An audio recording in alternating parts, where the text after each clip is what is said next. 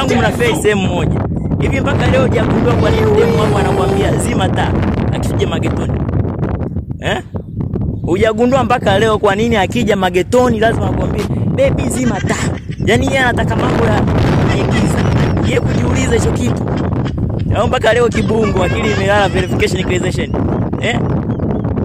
Uje mchunguze ndugu yangu. Yaani ukiona hivyo wewe demu wako kama kule kaskazini hakuna kwenye nguo ya kaskazini kama hakuna ramani za Tanzania.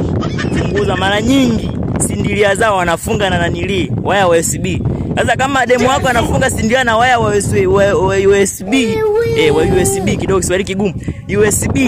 Sasa si uona feli wapi na hela unazo. Shina kumnunulia sindilia mpaka demu wako anafunga sindilia na waya wa USB.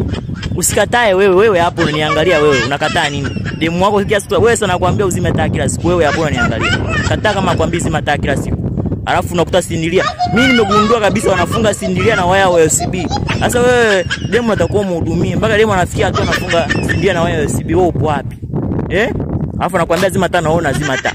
Washa taa siku hiyo mkazie. Kibungo wewe verification equalization. Mkazie siku hiyo usizime taa. Hii ujue anavua je mjinga wewe. Wewe equalization wewe nani wewe? Samson. Wewe kuwa makini, utagongewa. Atafunga na USB mwisho atachoka. Mchawi wewe. Verification equalization. Muone kibungo nini? Nani?